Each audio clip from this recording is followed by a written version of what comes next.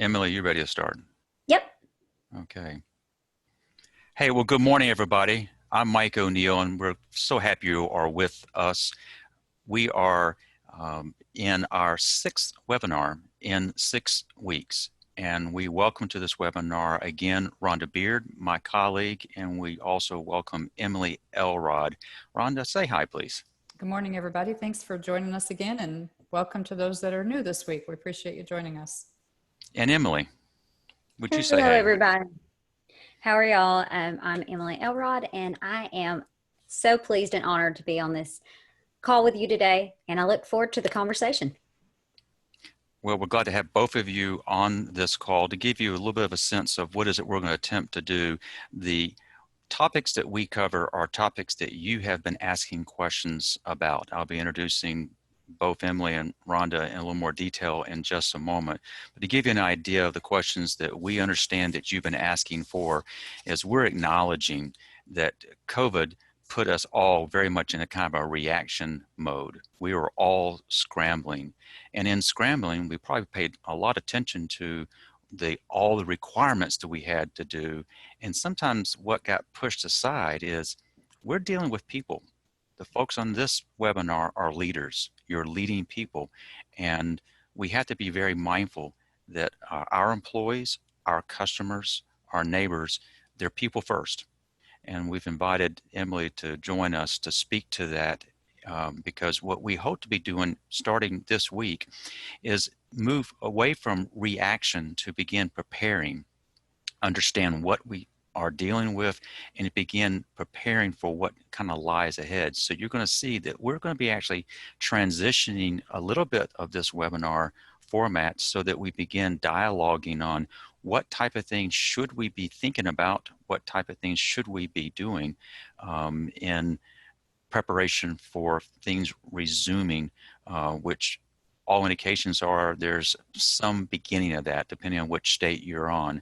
By the way, I was just looking at the states represented on this call. We have folks registered not only from Georgia and Tennessee, we have folks in Indiana, we have them in Minneapolis, so it's Minnesota, and California, and more. That I simply didn't get to. But I would like to move right now to Emily. For those who don't know Emily, you're in for a treat. Emily is a friend first, but she is a business owner, and that makes her uniquely qualified to be one of our panelists. Emily founded the business, and when you pronounce your business name, how do you pronounce it? It's called a Worksby. Worksby, and that's Workzbe, Worksby. She founded the business using her educational background, but I think you'll find in listening to her, she has a unique perspective. Emily hosts her own webinars on an ongoing basis. She is very, very good, and I think you're in somewhat of a treat. What we specifically asked Emily to speak to on today is to acknowledge that what we're dealing with as leaders, it's real. And if you look at her company background, she's recognizing, I just love this, I'm going to read this. She wrote, and I read it straight off her website, that she tries to help organizations create a workplace where people show up, they contribute, they collaborate, and they have fun doing it. I just love that. That's a great description. So what we have asked Emily to do is specifically kind of address to us, the webinar participants, what are the things we need to be mindful of as leaders when it comes to how COVID may be affecting people and their sense of safety. So it's all yours, Emily. Oh, thank you so much. I appreciate, again, letting me come on and speak with y'all. So to get started, I do want to give a little bit of background about who I am and what I've done. So I have actually a background in engineering. So if anybody is in the flooring, there are splicers, mini creels, all that stuff. I helped in a lot of the design of it. And so in that aspect of learning the design of a machine and engineering and making it where people can use it and it can be the best for them, I learned a lot, but I also got frustrated a lot because I like people more than machines on most days. Some days it's a hit or miss, but most days I love people. And as I was joking before this, I feel like the Little Mermaid right now, like at that point was like, I want to be where the people are. Like that is where I'm at currently. So whenever I shifted from going from machinery to people design and crafting environments, a lot of my education didn't really give me what I needed until it's the thing. Experience really can teach you a lot. And so I'm just going to be talking about some of the big things that I have learned in my experience, and the aspect of a lot of the things that we do right now can be control and command, where we need to be looking at a shift of relationships and regrowth. And why do I say that? The importance about right now is psychological safety. A lot of people may be like, what even is that? And is it a word that millennials made up just so that we can have what we want? No, it actually has been around for a long time. And it is actually the number one need for an effective team, according to Google. And this isn't just a study of like 5 or 10 people. This is a large cohort. That is a large study.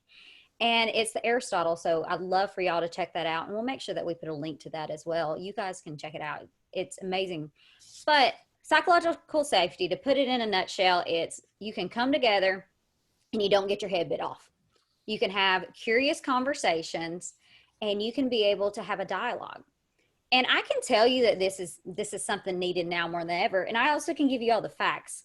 Like we know that Deloitte, their study, 91% of stress negatively impacts the quality of their work because they can't communicate. We know OSHA, number 2, it's always up on the top, no matter where it's at. Hazardous communication, always up. Think about an HR right now, your stress that you're feeling and not having those conversations that you may want to. How is that impacting you currently and where you're at? I heard somebody say the other day that HR is like the social workers of the world right now, because you are having people come to you right now with all these issues and you are stressed out as is. And so safety is extremely important in this aspect. And what I have learned is, like I said, from my engineering background, let's see how how is it designed? So for me, I get really nerdy, really nerdy, and I won't get on this call about it, about how the body works. And I think it's, in essence, if you are working with people, you kind of need to know how people work. Not just like the behavioral aspects of it, like how our thoughts lead to our actions, which leads to our behaviors, which ultimately leads to our habits. Not exactly that per se. That is something that is needed.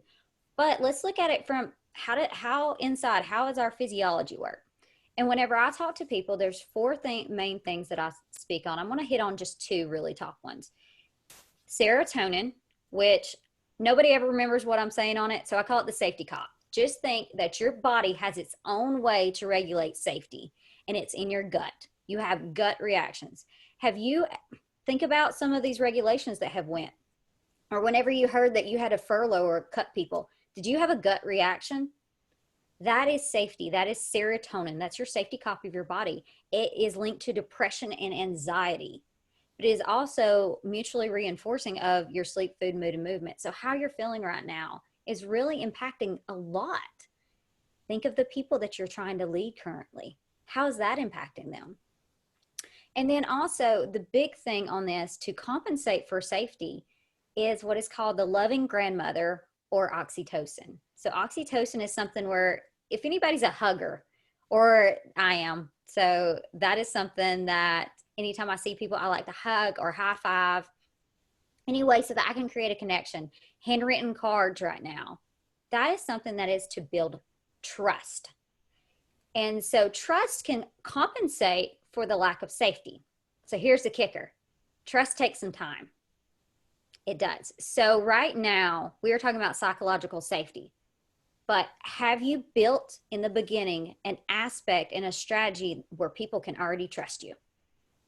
How does your workforce right now? And here's the sad fact that we know a lot of the industries average it around, like I said, 91% of stress negatively impacts their work. They know that they are. I have had some of my clients 67% of their workforce is stressed out.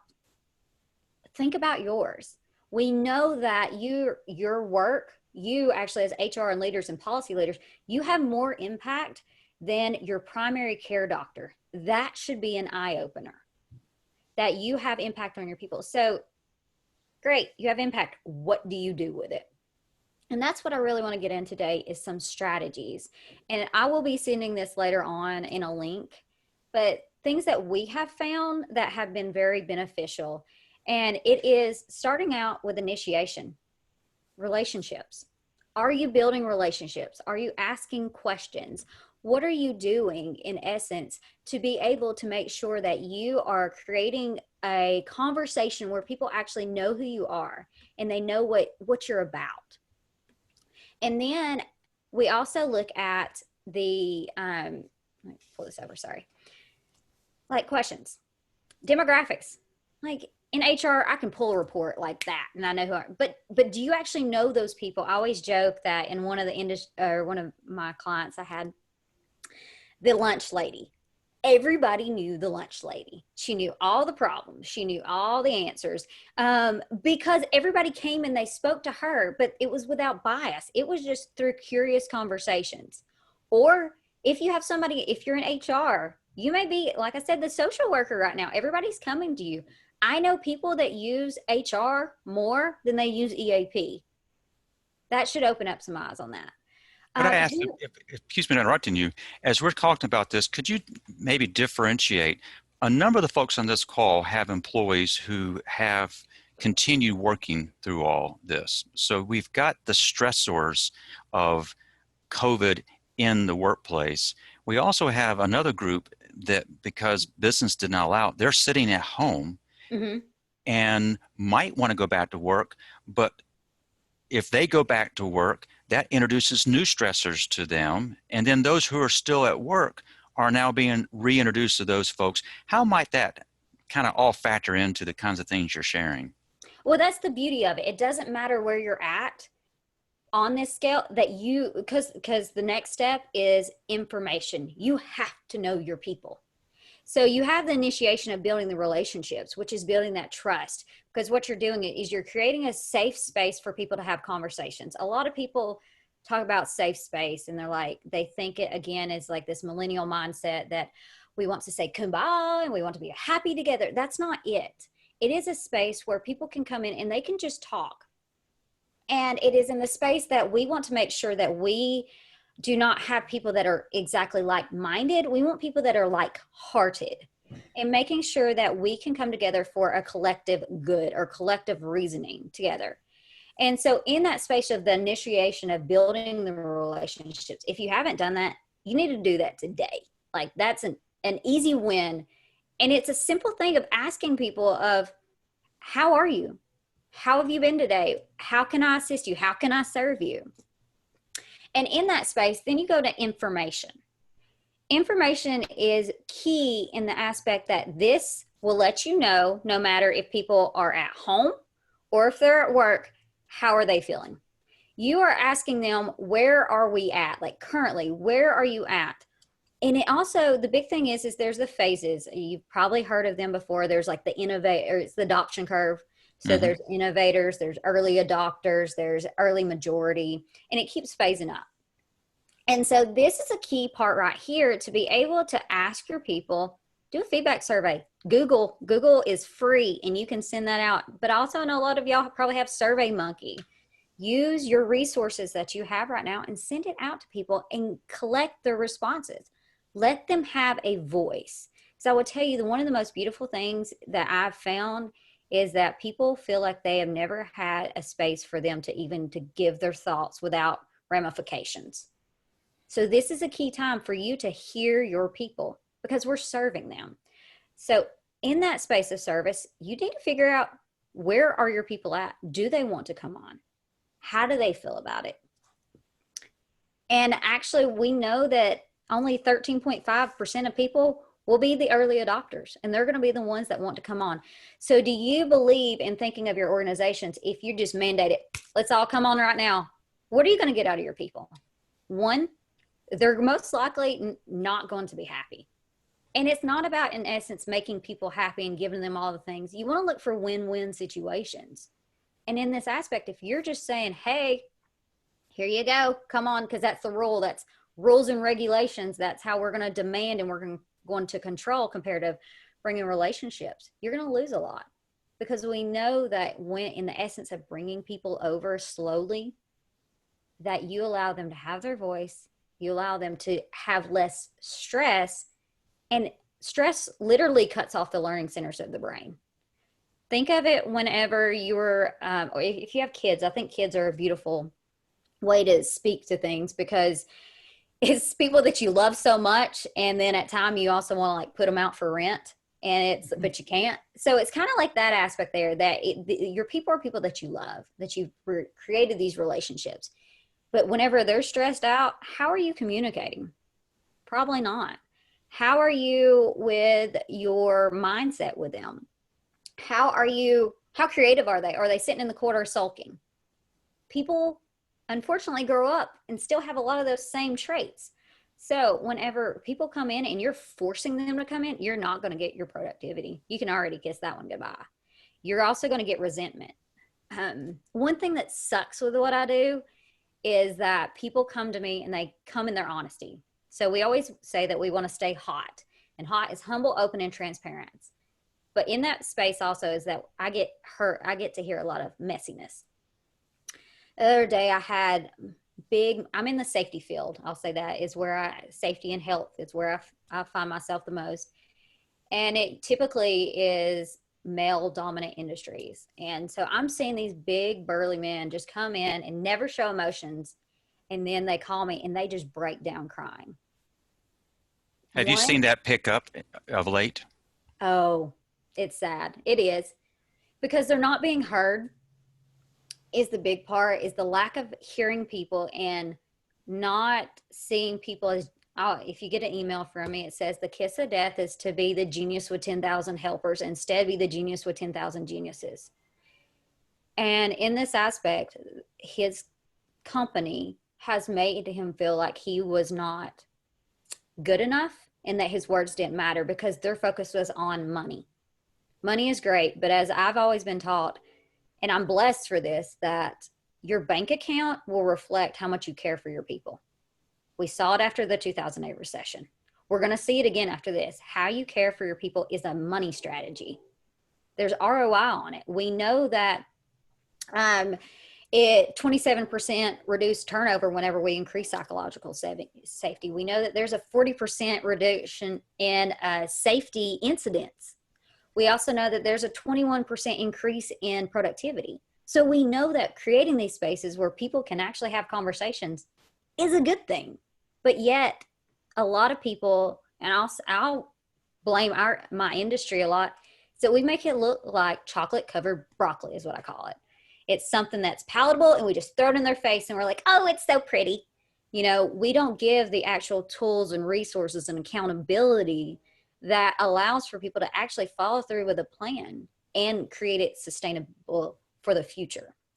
You're describing and you're supporting what you do with good, hard data.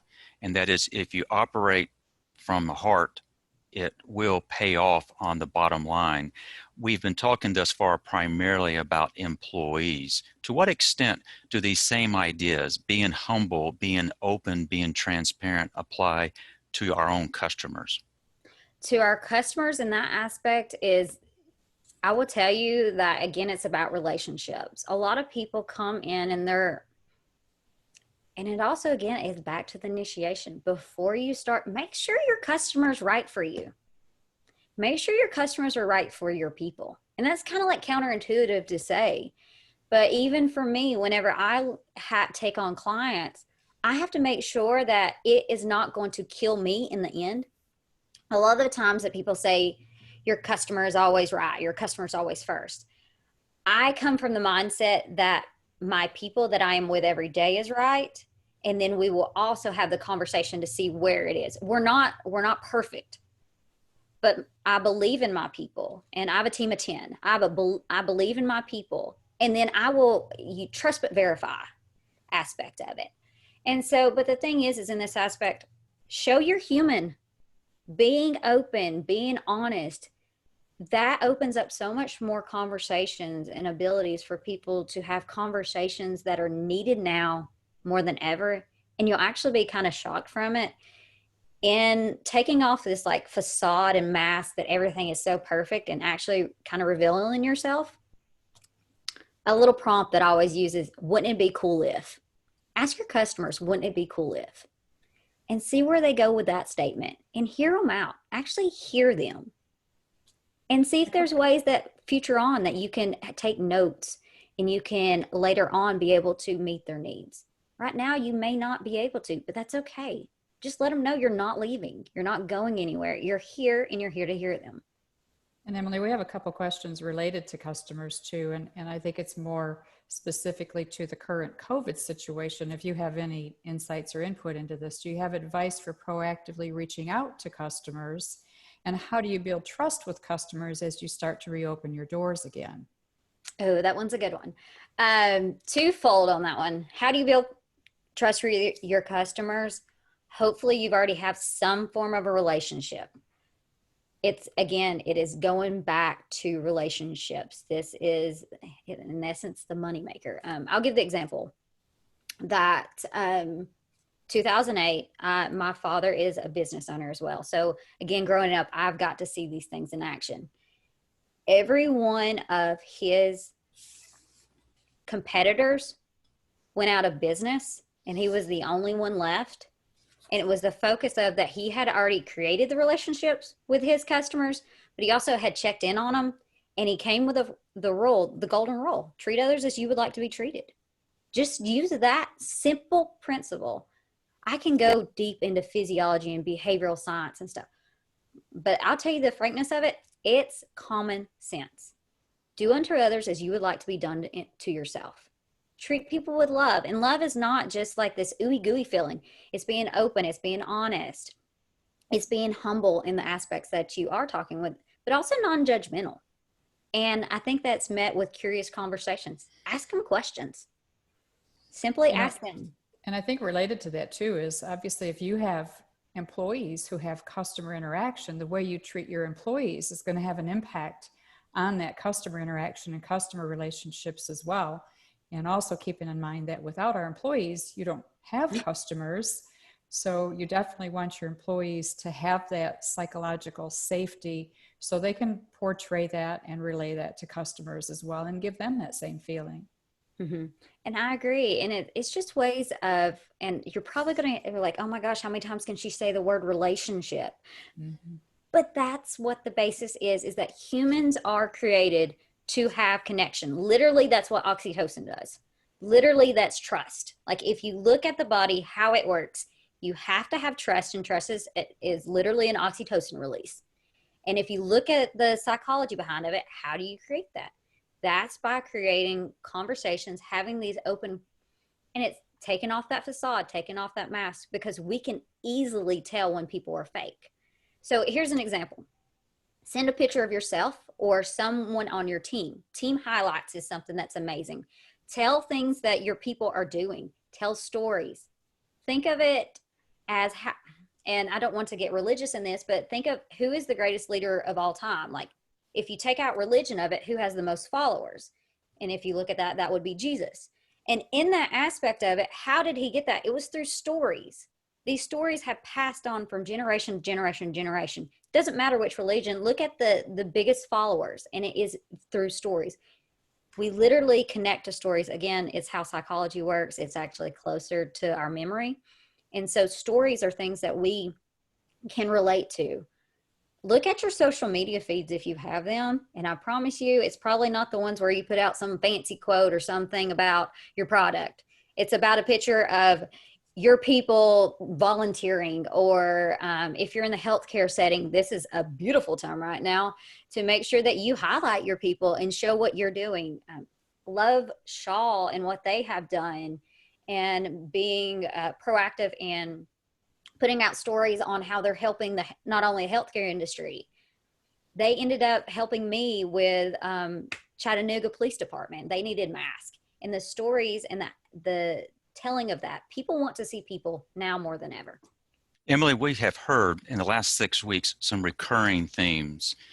No matter who we're talking to and no matter who is on the webinar, we keep hearing it starts with trust. And we're kind of reinforcing that by your comments this morning. You have to have a relationship based on trust with your employees and ideally also with your customers. But that trust has to be earned. It has to be something that you're very intentional with. We've also been hearing throughout the last 6 weeks the criticality of communication. We've got someone who's tuned in, Dan Gilmore, my new friend. Dan is an attorney in Chattanooga, Tennessee, and he writes, and I thought it was really right on. Keeping lines of communication open with these laid off employees is vitally important. And we've been talking about those at work, but trust and communication means you have to be very intentional, even for those who are not right there. He goes on to say, and be consistent in that communication as business slowly opens. What we wanted to do in our time together is begin understanding, based on the comments you have made, that it starts with a sense of safety. And if people have that sense of safety, then you can, with them, kind of begin this process of what is next. And I kind of like to use that to kind of transition a little bit, because we've asked Rhonda to kind of speak to some of the business aspects of what do we need to be thinking about as we transition. And so what we'd like to do, are you available to stay with us? Because I suspect there'll be some questions that will come up. If you'll stay with us, Rhonda, you had heard some questions this week regarding what are the things that we need to be doing right now as business leaders as the economy starts to open up. What are the things we should be ever mindful of? Yeah, we have. We hear that a lot. And of course, as businesses are starting to open up, depending on what industry you're in, there are different restrictions, there are different requirements. Some are opening, some are not. You still have some, potentially have some people working at home. You have some people that have been at work this whole time, and then some that are just now starting to come back. So there's such a wide variety of what's happening with people right now that I know a lot of leaders and HR people are really struggling with how do we make this all work? How do we make people feel comfortable? And a lot of the things that Emily has said, obviously, you need to focus on every day, every single day with people. And I am hearing that one of the biggest concerns with people, maybe who haven't been at work and are coming back, are their health and safety. They haven't been in the workplace, and what is their workplace going to be like? If there's customers involved, what is that interaction going to be like? So, it's pretty amazing to think of how much our businesses have changed just in the last 60 days and how much it's going to change what we have to do going forward. But just focusing on kind of the physical safety for employees is, there may be a lot of different things required as businesses are reopening for those that haven't been fully operational. More thorough cleaning. Some have already done that, but encouraging and enlightening people on what type of cleaning and hygiene is going to be needed to keep the workplace safe and clean for everyone, employees and customers alike. We've talked on previous webinars about providing PPE, masks, gloves, any type of other protective equipment, again, depending on the type of job and industry, but you want to make sure that you think through what type of protective equipment is going to make employees feel good about being there. It may not be absolutely necessary for the type of work, but what are they going to want? What's going to make them feel better? And there may be a cost involved, there may be time involved in training them how to use it, but if it helps them feel better, feel safer at work, you're going to get obviously more retention, more productivity, and better reactions out of your employees. So making sure you're providing them everything that they need to feel safe at work. Some companies are going to be doing temperature checks of everybody who walks in the door, whether you're an employee, a customer, a visitor, health screenings, asking people if they have symptoms. So all of this is going to change the way that we operate on a daily basis if it hasn't for you already. So getting people comfortable really with a new way of doing things means, as Emily said, developing those relationships and really talking to them and finding out what concerns they have, how they're going to function in a setting like this that they might not have in the past. The whole social distancing, if you're a hugger, as I am too, it's really hard to be 6 feet away from people and not want to get closer and have that interaction. And a lot of your employees are going to be the same way. And telling them they can't do that is really, really tough emotionally and psychologically for people. So a lot of people have gotten used to it, but just keeping in mind that those social distancing rules still have to be in place. And as you're getting more and more people in the workplace, it's going to be more and more challenging to do that. And then, I've also heard some people that now have barriers between their workstations. They have the screens or the plastic barriers, and they don't like that. They feel very isolated and they feel, almost claustrophobic in some ways. So just a lot of those changes in the way that people are going to have to do their work is going to be psychologically challenging for them. So you do need to really keep lines of communication open and listen to what their concerns are and try to be flexible in as much as you can and still maintaining the requirements that we need to keep people safe. So thus far, we're hearing from Emily the critical importance of speaking to everybody's basic needs. And that starts with a sense of security, a sense of safety. Emily has shared that she advises on safety matters in her consulting practice. You've talked about that in terms of employers. How do you kind of do that? If you were to offer some just real practical, if we're not planning for, what are the kinds of things do we want to make sure we're doing in terms of the physical layout of our operations? What do we need to be doing there? That's a great question. So I think first, before thinking of that, I like to give the analogy that knowing what boat you're on. So in this aspect, you have some people are on yachts and some people are in kayaks.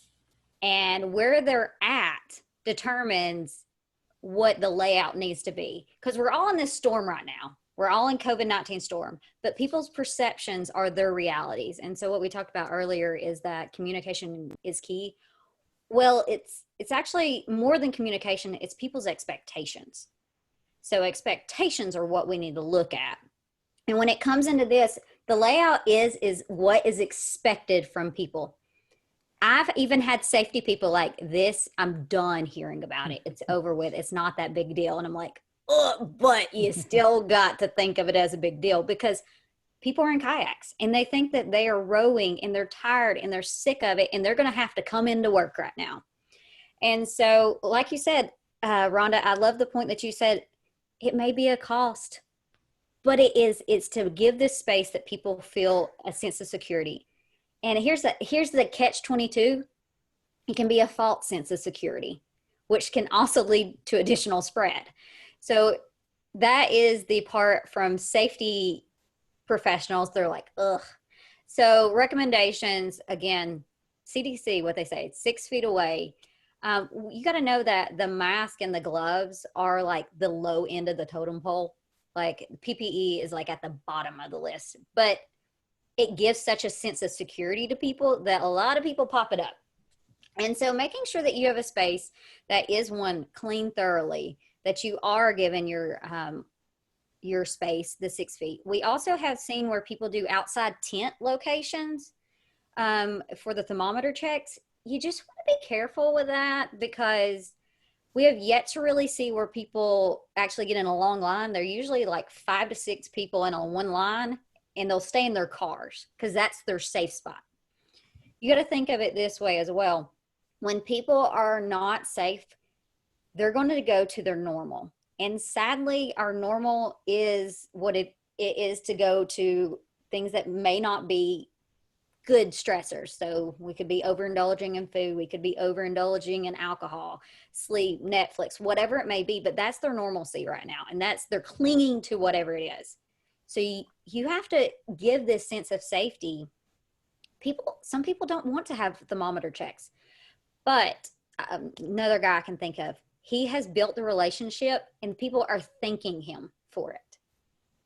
No, So, Emily, you've not seen the PowerPoint that we put together based on the questions we are already getting. I want to go to the next page because oh. you're reading literally off what Rhonda had kind of put. This is really affirming. That's great. Let me do that because to some extent the question applies equally to both of you. Rhonda, how do you piggyback on what Emily just said in terms of what you see? I'll notice on this list you have your PPPs on there, but PPE I should say. But in terms of other things we haven't talked about or maybe need reinforcement. Yeah. So again, just in providing a safe work environment, and we're talking more here about kind of HR's role. I know we have a number of HR people that have joined the call, and as you said, Emily, it's a very stressful role right now. Most HR people, as is my background, you really care about people and you want people to be happy and safe and like their work environment. And it can be very stressful if you feel like it's a challenge to provide that right now. So, for HR, again, working close in hand with your leadership team and with your safety and health specialists, you may have to look at new workspace layouts that are going to make people feel safer. And we have a question about, how do you do that in practice? What about meetings and handouts? And so meetings, it's going to be pretty tough. And I was on a webinar the other day where there was discussion around, what happens when you call that first meeting and there's 10 people in a room and nobody wants to go in. So there's a lot of things like that you really need to be prepared for and figure out how are you going to handle those things if employees have those fears. But again, in this transition, as far as meetings, I would say do like we're doing, do Zoom meetings, do conference calls, even if it means that people are literally sitting in their offices next to each other on the phone.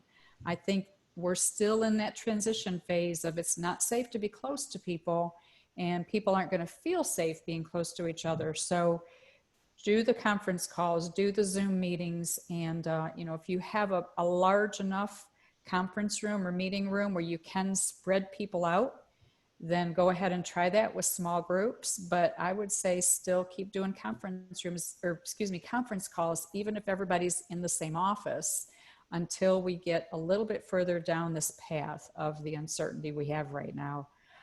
Things like, post your cleaning schedules so people know that you're doing thorough cleanings. Make sure people know and understand what type of cleaning is being done and that you have plenty of sanitizer and wipes and cleaning products for employees. You continue to encourage them to take time to wash and clean. And again, you may need to be taking employee temperatures. A lot of businesses are doing that before you can walk in the door.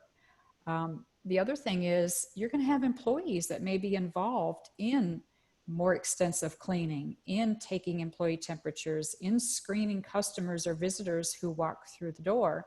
So if you have employees involved in that, make sure that you're training them properly. You're making sure that they have everything that they need as far as protective equipment when they're cleaning or doing any kind of health screenings. So that's going to be something new for a lot of people to be involved in and responsible for those types of activities that maybe they've never had to do before. So make sure that you're helping them to feel comfortable that they have everything they need to do that effectively and how important that is. Some people might think, oh gosh, normally I do this and now I have to clean the bathrooms.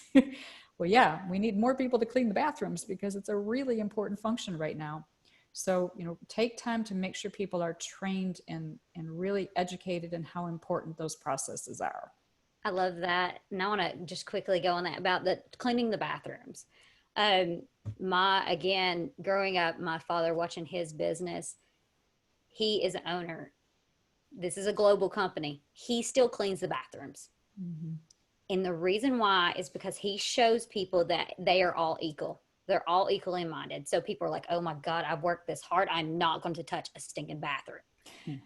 So if it doesn't feel like comfortable for you, do something that may be below your pay grade.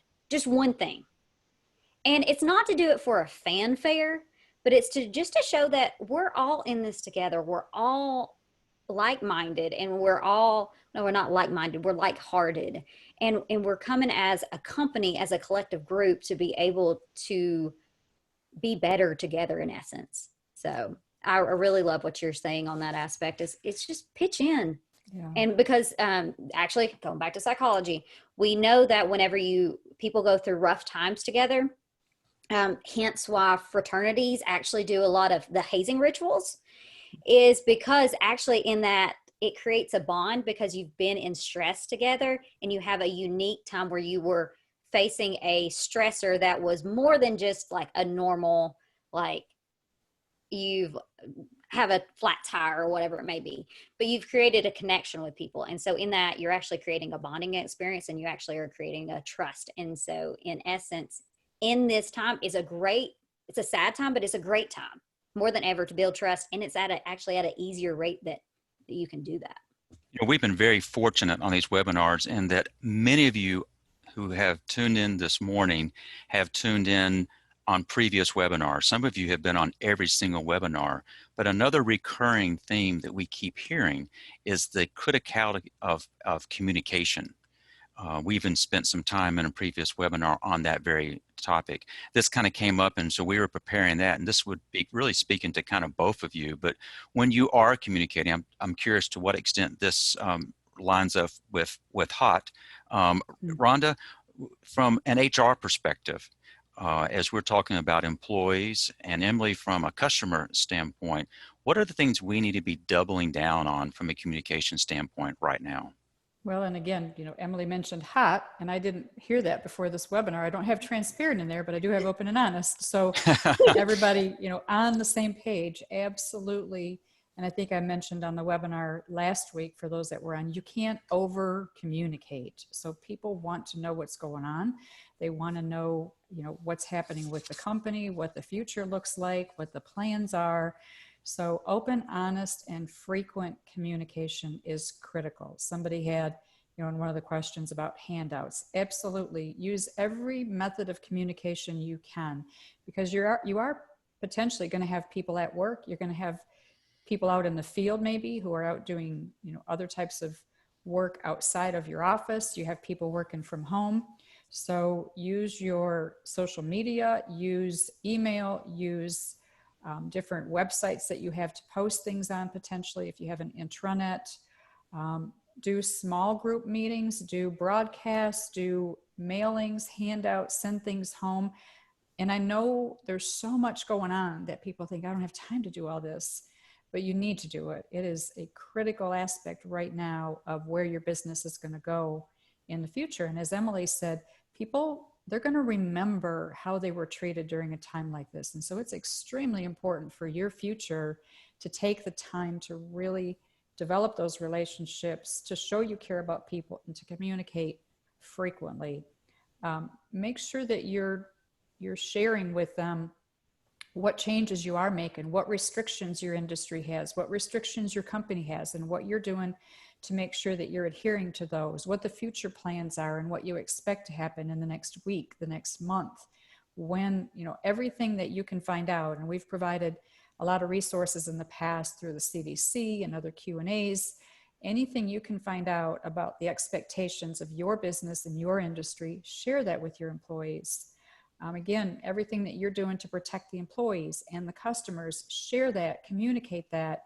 And as we said before, it's not bad to send a letter home so family members know what you're doing to help keep their employee working, or their family member working and safe, and hopefully a viable business that will give them some job security. And let them know what you're doing to continue your operations, to grow your business. This would be a whole separate webinar, I think, that we could spend time on. But if you have input into your business plans, start thinking about, if you haven't already, many have, what you're going to do differently to make sure your business continues to thrive and grow. May not be the same thing you've done in the past, depending on restrictions you have. So make sure you're sharing with employees what it is that you're doing, what it is your business is doing to try to continue to grow and give them some job security. Mm-hmm. And then, as Emily said before, just really be open and listen. Keep in mind some of the personal situations that people are still going to be anxious about and still be distracted with. Even though businesses are reopening and people are coming back to work, kids are still at home. They're not going back to school. And so, parents may still have that situation of, I've got kids at home doing schoolwork. I need to be back at work. I have to juggle this. And everybody's situation is going to be different. Of course, there's some that will take the family leave that they're eligible for in order to coordinate that. Some that will still be able to potentially work at home, but just be mindful of those situations with people that they still have to manage in their personal life. They may have a spouse who's still out of work and it could be affecting them financially.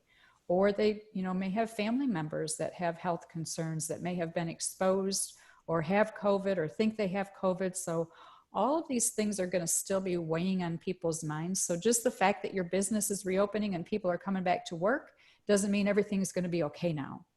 And you have a lot of differences in how people are going to be handling these situations, whether they're at work or whether they're at home. And again, keeping in touch with people who are working remotely is just as critical as the people that are at your work site, if not more. So keeping that communication open it's got to be your number one, especially in HR. Your number one focus right now is communication. I agree. And understanding what's going on with people and trying to be as flexible as you can while still falling within the restrictions that you're required to maintain. But everything that you can possibly do to help people feel safe and feel comfortable with the situation they're in, or be flexible with how you can adapt to their needs in order to get them working.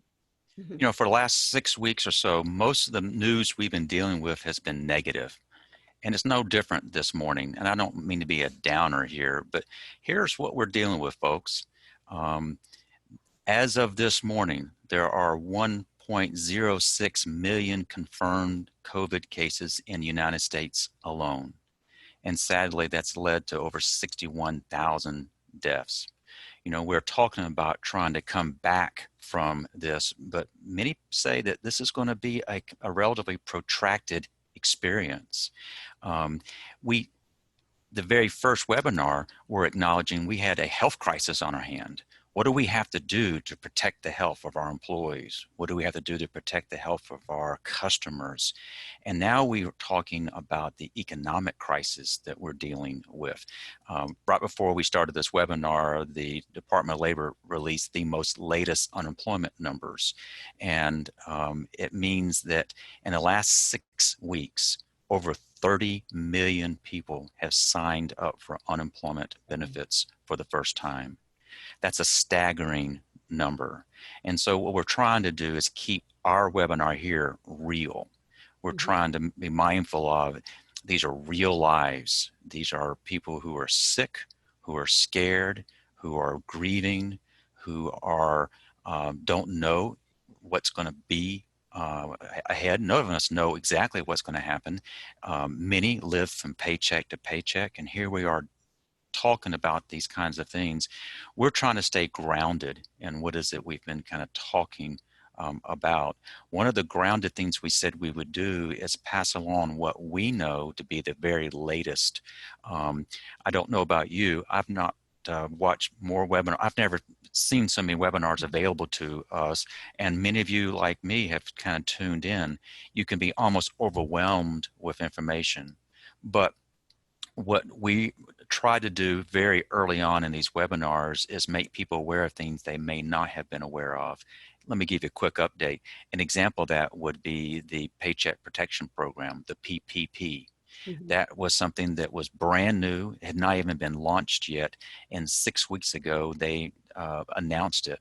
Well, they're about to exhaust the second round of that. Over $600 billion has channeled through that. I saw this morning, and that is the Small Business Administration through the banks have issued in the form of loans, more loans in the last 14 days than they have in the last 14 years, putting unbelievable stress on the system.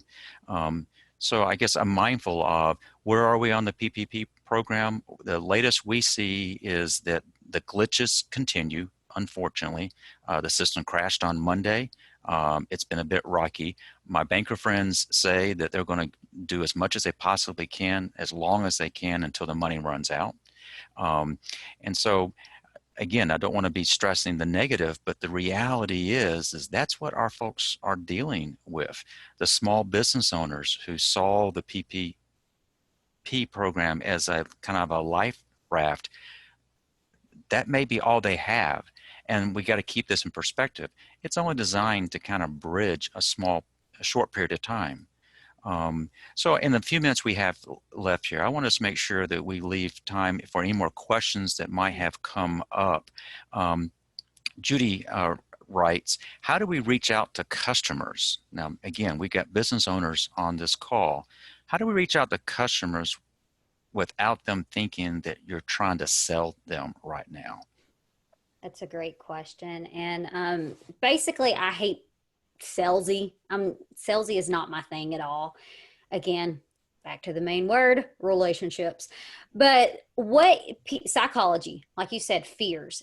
Anytime anybody has a thought, 80% of the time it will go to the negative. So it is actually a response that our bodies have to be able to make sure that we need to know if we need to go into battle or not. So it's automatic negative thoughts that already come up.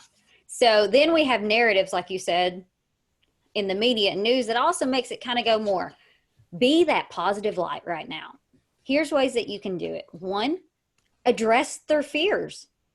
Ask your group or your team, what are some of the fears that you think that people are having the most? If you don't want to ask your customers, and craft messages around that. And then tell people who you are. They kind of want to know who they're dealing with. So for us, we actually have it's a funnel, it's a mail funnel, but basically the first one is, who are we? What are their most common fears? How are we different? And how are we going to help you with that? And then we go into another one just saying, hey, you're awesome. You got this. And we're here for you. And we give resources. Education right now is probably one of the best things that you can do, and just continually educating people if you can, because what we're looking at is that in that aspect of, and don't just give information, because that's what I love that what y'all do. It's not just information, it's also inspiration, because if information worked, we really probably wouldn't have to like tell, or y'all wouldn't have to tell people some of the things. And we know, I loved being in HR and wondering how many people did not read like the SPDs or anything. We have the information, but they actually need inspiration to get to that transformation. So, and that's where you want is that transformative relationship building. And in that space, you have to give them inspiration. Again, stories, people, connection. And that's how you can really relate back to people during this time period. You know, one thing that we've learned from Christina Hooper, who was our panelist last week, she's with Sparkative, what she kind of advises her clients is right now, people might not be buying, but they are getting informed. Mm-hmm. And from a business owner standpoint, the encouragement is don't back away from your customers. Your customers don't want to think that you've kind of crawled underneath a rock. Your employees don't want to think that you've crawled under a rock. We've talked a number of times this morning, you all have made reference to resources. Let me remind the folks who are on this webinar what they will be receiving as a result of registering for this. As we wrap up this morning, we go back and recap all the questions that you have posed. So we're going to put those answers in writing in a form of a packet that you'll be getting in the form of an email. Also in that email will be a recording of this webinar that will include these PowerPoint slides. And then Emily mentioned that she's going to include some resources that she was referencing to. We recognize when we plan these week in and week out, we wonder, is there going to be enough to fill an hour in a quality way? And here we are out of time yet again. What we would like to remind folks, if you're not familiar with what we've committed ourselves to doing, from our company standpoint, what we realize is that we're all in this in together.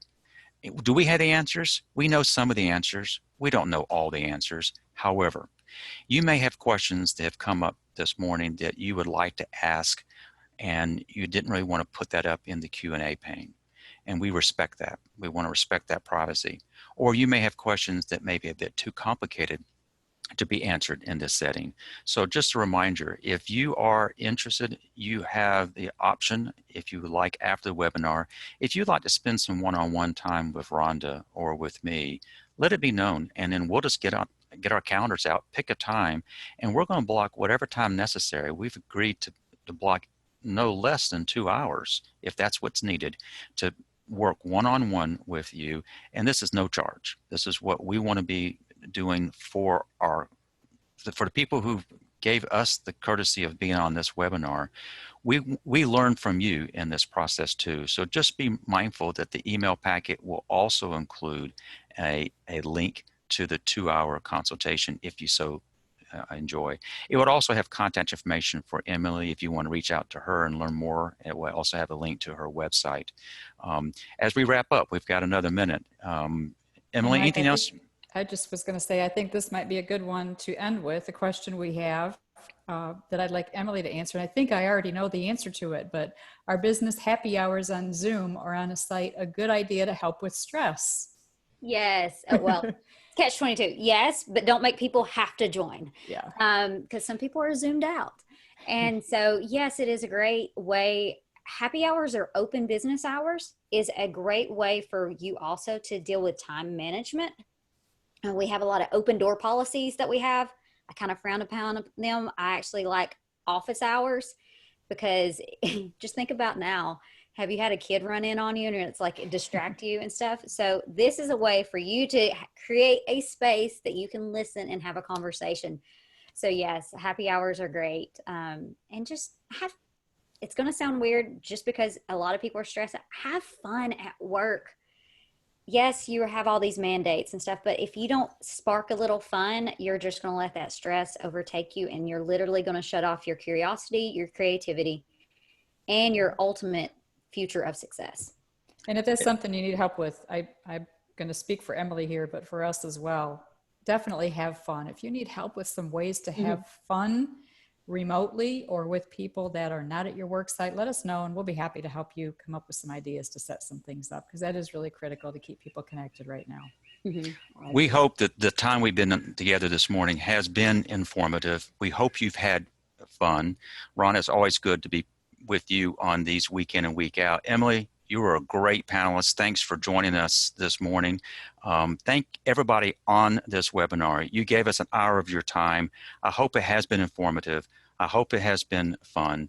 And let me invite you, as you go out into the rest of your day, mark your calendar next Thursday, 10 o'clock. We've already lined up a fantastic speaker. You're going to hear from Emily's friend, my friend, Sandra Anderson, and she is going to be a delightful contributor here. So on behalf of Rhonda and me and Emily, thank you for your time. Godspeed. Thanks, everyone. Thanks, Emily. Thank you. Bye. Bye.